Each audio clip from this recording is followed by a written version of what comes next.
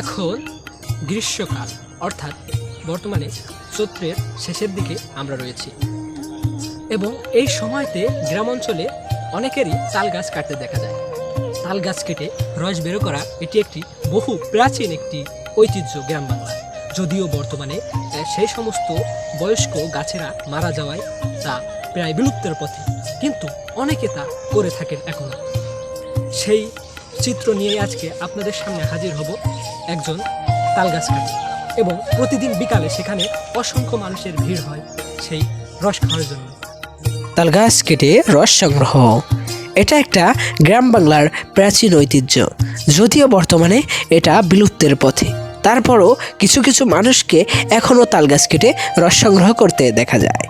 তাল গাছে ওঠার জন্য ব্যবহার করা হয় একটা লম্বা বাঁশ, এবং বাঁশের একো দিয়ে দিয়ে তাল গাছে ওঠা হয়, এবং তালের রস সংগ্রহ করার জন্য ব্যবহার করা হয় মাটির ভাঁড়, যেগুলোকে রস সংগ্রহের পূর্বে চুন দিয়ে পরিশোধন করা হয়।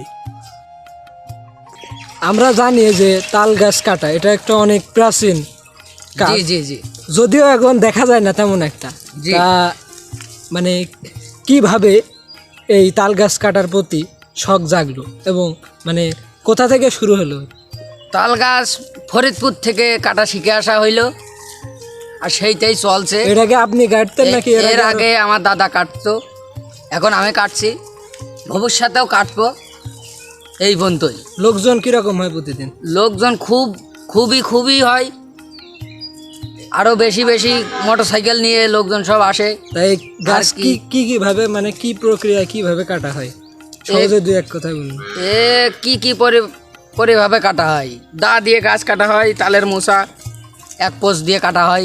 গাছে ওঠার জন্য কি ব্যবহার? গাছে ওঠার জন্য বাঁশ ব্যবহার করতে হয়। আর আমরা দেখতে পারবো এখন? জি।